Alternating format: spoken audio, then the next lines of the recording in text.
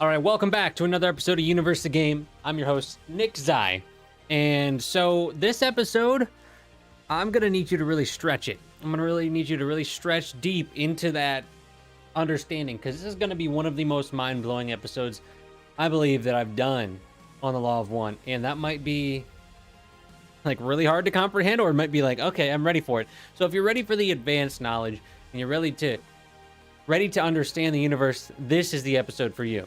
Okay, so when we say the archetypical mind, I'm going to need to give you a preface, because it's not going to make sense unless I give you my own perspective first, because the way that the Law of One explains it is kind of coded still. So this is something that I talked about a while ago on TikTok. I did like 1 or 2 videos on it, and it did really well, honestly, and I was super surprised.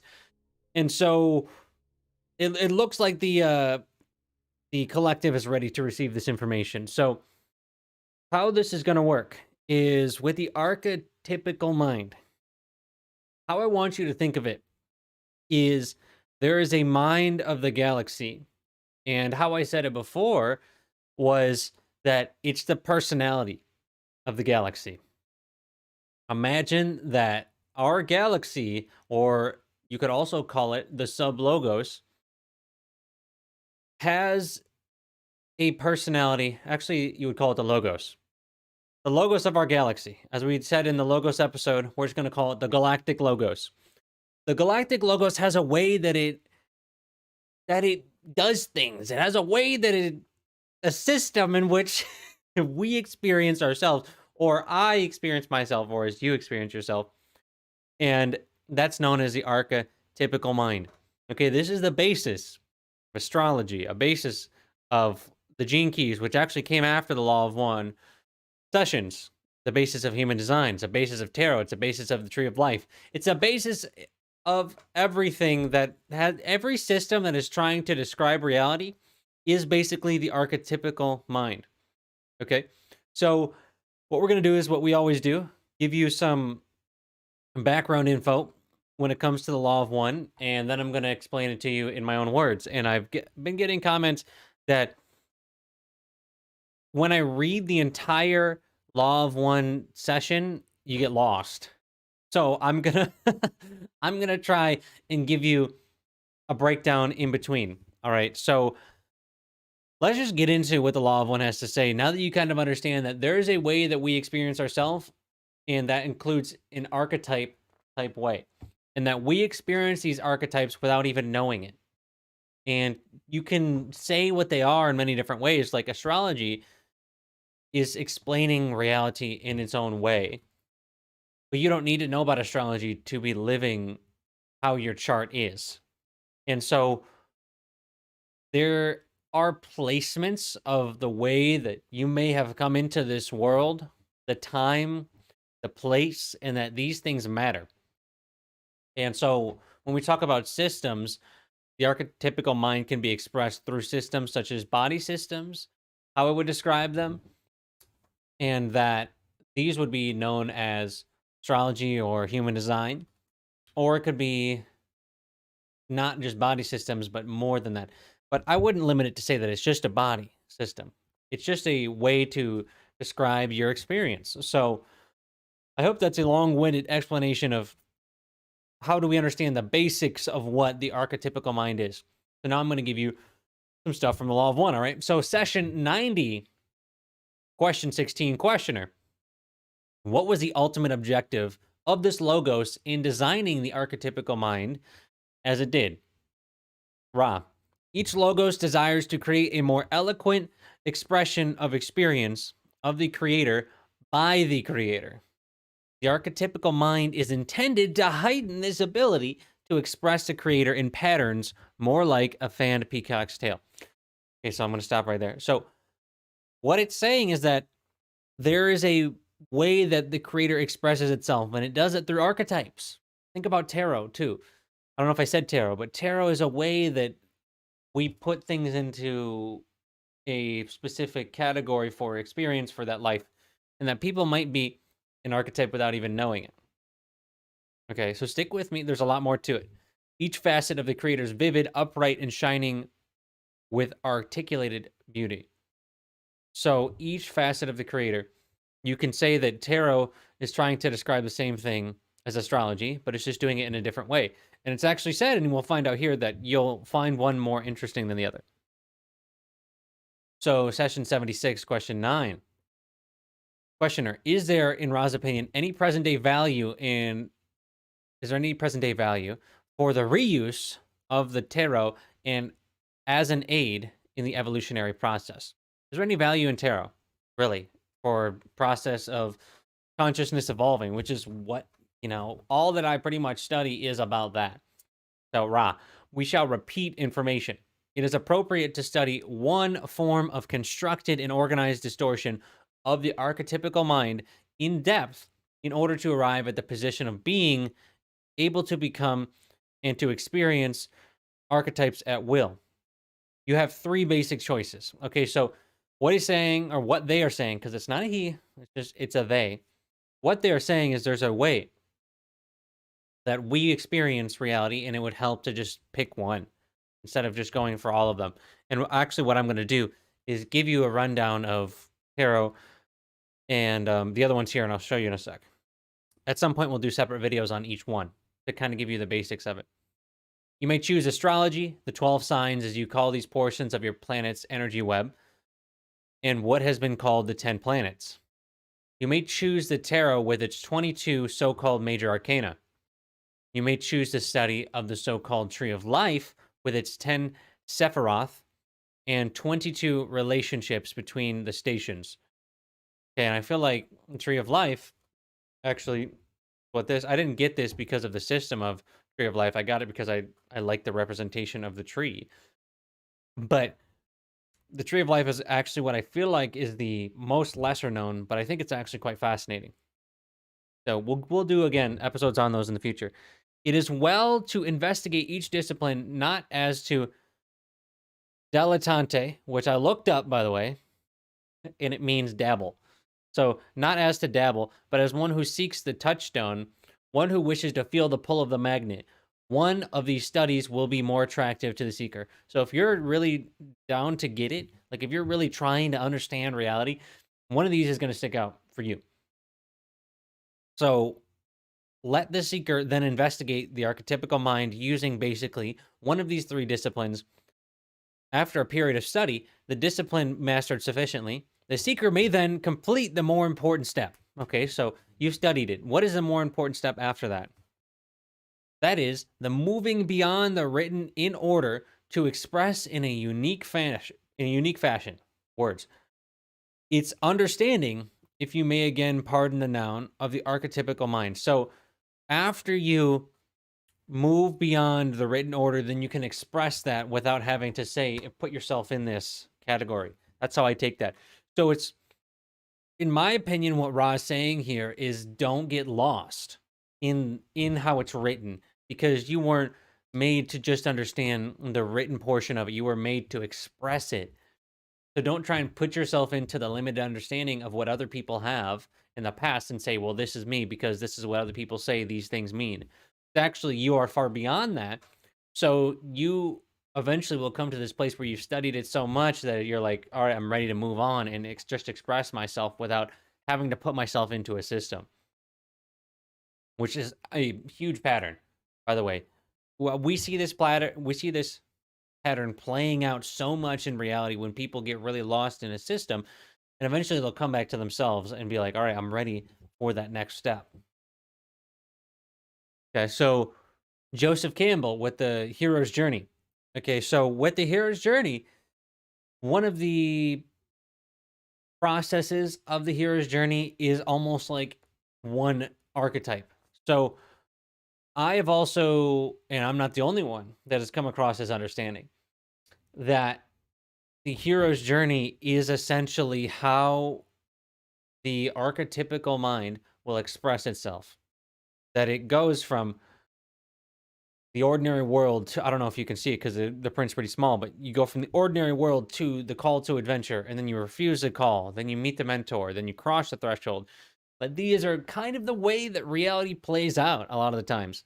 So we move through these just like in other systems, such as the gene keys here, which is what we're looking at. This is a diagram of what one person's chart would kind of look like. This is kind of what we do. We move through each thing, and how that, what if that doesn't make sense to you, I want you to think about it in a see if it's gonna pop up now. Come on now. Why don't you pop up now? Man, it's not gonna pop up. There it is. The spectrum of consciousness. Okay. So when we look at the gene keys, remember the gene keys came after 1987, but way after.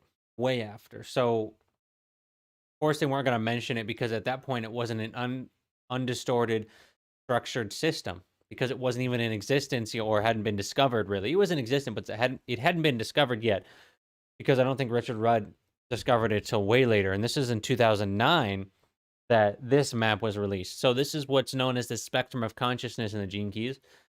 And you can see from this that each gene key, it's almost as though if you don't know anything about the gene keys, you were born at a specific time, therefore you have keys based on the planetary grid of the Earth. So the Earth had specific energies when you were born, and that gives you keys in your genes, literally. And so, and really, I would think about that in my body. So as this happens, each gene key has a shadow, a gift, and a city. And to me, when we think about the archetypical mind, it's not like you're not trying to push to another level. It's not trying to tell you that like you need to be here when you're here. It's just different ways of experiencing. So, for example, if you have the which gene key do I have here? I think I have, let me find it. I have the 53rd gene key. So how the gene keys work is you'll have a shadow, a gift, and a city. So imagine that the archetypical mind will work like it will start in this place of immaturity, and then that's the shadow, and it will progress into a place of expansion, and that's the gift, and then it will eventually get to this place of superabundance, which is the city. All right, so it's like there are different ways that this plays out in each system, and I like the gene keys because you can move from one to the other very clearly. And other systems such as astrology kind of try to do this when they say that these people are like this, but it doesn't give you the shadow gift city, which is really beneficial in my own journey. And you can think of tarot kind of like as people will fit into archetypes at certain points in their life. It's all the same thing here. It's all an explanation of everything. Okay. So this is also another one, human design, right? And this is my human design chart. All right. So if you wanted to know my human design, here you go. So I'm a 3-5 profile, and so pure manifesting generator. And so this is just another way to explain it. And I hope that you get through understanding all of these different systems, that they're all pointing towards the same thing, but it's just a different way to study the archetypical mind. All right, so let's get back to Law of One. So session 90, question 20. Then built into the basis for the archetypes, is possibly the mechanism for creating the polarization in consciousness for service to others or service to self. Is this in fact true? So in the question is in the archetypes is the mechanism to polarize you. Like we've talked about in so many episodes, you're either service to others or service to self to ascend into the fourth density, or to basically move on from the third level of this game. And as Ra would say, polarization is the key to this density. It's the density of choice. And so all beings are choosing. And so the question is do archetypes help you to choose? Ra, yes. You will notice the many inborn biases which hint to the possibility of one's path being more efficient than the other. This was the design of the Logos. So the design of the Logos was that there's one path that's more efficient than the other, which is pretty apparent once we start getting really deep into the nature of reality. So this is fascinating. So next question. Then what are you saying is that... So, yeah, I'm just like, I can't read that. I don't know what's going on. Then what you are saying is that once the path is recognized Either the positive or the negative polarized entity can find hints along his path as to the efficiency of the path. Is this correct? Ra. That which you say is correct is a correct upon its own merits, but is not a repetition of our statement. Our suggestion was that within the experimental nexus of each entity, within its second density environment, and within the roots of the mind, there was placed biases indicating to the watchful eye the more efficient of the two paths. So there's one path that's more efficient that becomes clear in the second density. Let us say, for want of a more precise adjective, that this logos has a bias towards kindness. This is a big deal. This is a really big deal. Why is it a big deal? Because there are some that aren't like that, and that's what we're going to talk about right now. So next question, session 9023. Would this be the reason for the greater positive harvests?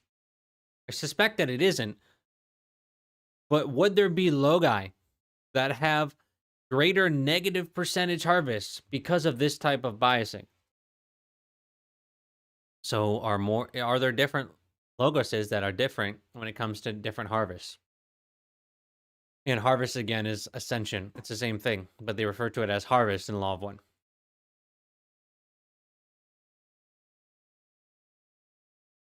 Ra. No. There have been loci with the greater percentages of negative harvests, which is not the case for our galaxy. Very clear, at least in our solar system, from we know about, that there's much more positive harvest, much more. I think it's somewhat in the 95% category. It's in the 90s of positive to negative. However, the biasing mechanisms cannot change the requirements for achieving harvestability, either in the positive or negative sense. There are loci which have offered a neutral background against which to polarize. This logos chose not to do so, but instead to allow more of the love and the light of the infinite creator to be both inwardly and outwardly visible and available to the sensations and conceptualizations of the mind, body, spirits undergoing its care and experimenting. Okay, so to say that simply, the logos did not choose a 50-50 route. It's not, you have to be 50% or more in service to self or 50% or more in service to others. It's not a neutral background. That's my interpretation. It's actually a lot harder to ascend negatively. 95%. 95 or 95% plus. That's a lot more than 50, like 45%, right? So it's pretty clear just from understanding that that's the way that we move on, that our galaxy has a bias towards kindness and love. So question 5, session 93. Okay, the question was long-winded and it didn't make sense. So I'm just going to tell you the answer, and it's going to make sense once you understand what Ra's saying here. Ra, the description of polarity as service to self and service to others from the beginning of our creation dwelt within the architecture of the primal logos. Okay, so let's take this back before I even go on from here. The logos, the primal logos, was the architect of service to self and service to others. So you're going to see this in most universes. It's not going to be in all of them. Not going to be in all of them. And actually, the Law of One has said that. I've read that there's not always service to self. There are just service to others.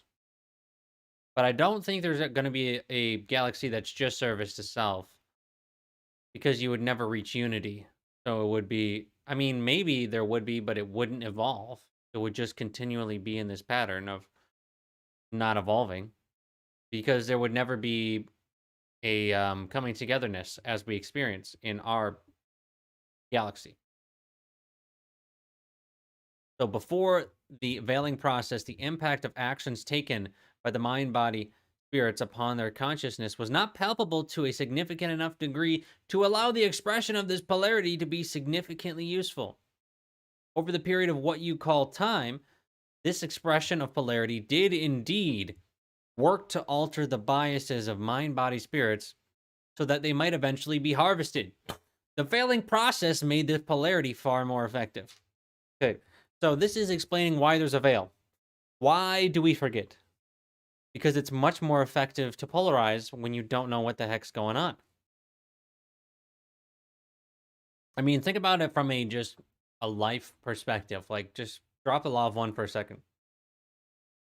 If you were the one infinite creator and you just wanted to create experiences, you just wanted to have as much experience as possible, that's your goal. You don't have a goal in good or bad. You just want to experience everything that you are, which is really how you thought, what you thought in the beginning. How do I experience? What do I experience? I want to experience everything. Okay? So if you're going to do that, then what's going to be one of the most effective ways to experience? It's going to be forgetting what you are. Because that was the original experience, infinity becoming aware. Infinity became aware of itself and became intelligent infinity. So as it did that, it forgot. Or maybe it did, like, we don't know. It said the first known thing is infinity, then infinity became aware. That's the beginning of creation in the law of one terms. We don't know if before that the infinity already knew itself. We don't know that. But what I'm assuming is that it did. So at the beginning of our universe, that was the objective, to know thyself. And to know thyself as an illusionary good, bad, dualistic sense. Because if you don't have two, you can't experience anything. So the veiling process did alter the biases of the mind, body, spirit so that they may eventually be harvested. And so that is what one of the points is of the veil. And this is actually explored much more in other sessions of the law of one. So just understand that the process, if you were, what I was getting at the very root of what I was saying was, you wanted to experience the greatest depth of yourself, so you then had to forget. And so that's what you're experiencing. That's why it said this is the hardest level of the game, according to Dolores Cannon, to other souls as well. I mean, you've probably heard people say that this one's really tough.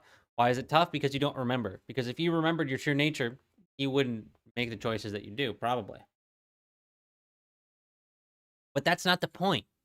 I mean, the point on one perspective is for consciousness to evolve and eventually make its way back to itself, the blueprint of the logos. But at the same time, you didn't come here to not experience the fullness. You came here to get lost. You came here to get lost in life and not know. You came here to not know what the heck was going on, to experience what all this is about. And so you're doing what you came here to do, which is just figure it out and just have fun. And just not even worry about it. I mean, I feel like self-doubt is one of the biggest toxic poisons that we can take. And if we just stop doubting that we're in the wrong place, it will create such a space. Like, if we let go of thinking that we should be doing something else, we should be this, should be that, and we just let the experience be what it be and know that it's temporary. Whatever you're going through is temporary, but yet it's going to be a fruitful process because you gain experience. And it's like, if you're playing a game, you play the game to play the game because you enjoy playing the game. Why do people play games right now? Because they like playing them. I mean, if you didn't enjoy the game, unless it was your job, right? I mean, from one perspective, you could say that's what some wanderers are doing. They didn't come here to enjoy the game. They came here to help others and to leave. That's what, from Dolores Cannon's perspective, you have higher dimensional beings that came here to help, but they don't want to be here. And maybe that's you. That's one thing we haven't talked about yet in the Law of One series, is we haven't talked about wanderers and how that may be affecting you. So also know that you don't have to have that perspective. You don't, even if you did come here from another reality or dimension or planet or galaxy, you don't have to suffer while you're doing it, even though it feels like you just want to get in, get out. It doesn't have to be like that. It doesn't at all. And so, that's one thing that I'm going to be covering on the, if you saw the video yesterday called Getting Grounded here on YouTube, then you know that I'm launching a course or a master class. And in this master class, this is one of the things that I'm going to hit on. Like, I feel like so many people struggle spiritually because they don't want to be here. Therefore, they don't ground themselves or get themselves in a good place because they just want to get in, do the job, and get out, or they just want to be in a better place than they are, and that they haven't accepted the ways of the world because it's so ridiculous sometimes. But that's actually the way that the galaxy decided to experience itself as the archetypical mind. So, if we just learn to be the calm in the storm, not just enter the calm in the storm, but also we can be that for others. This is what the whole mission is about. If that's what you believe you're here for, to help the planet, I think on some levels, absolutely, I came here to help the planet. But you can't do that if you are not calm yourself, or if you are not centered or able to survive yourself.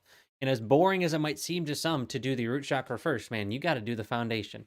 Because if you don't have the foundation, the life force, you're never going to get the, some people want the Kundalini activations or they want to have higher dimensional experiences. But, if you don't have consistent access to your life force energy, it's going to be really hard to experience those higher levels of consciousness.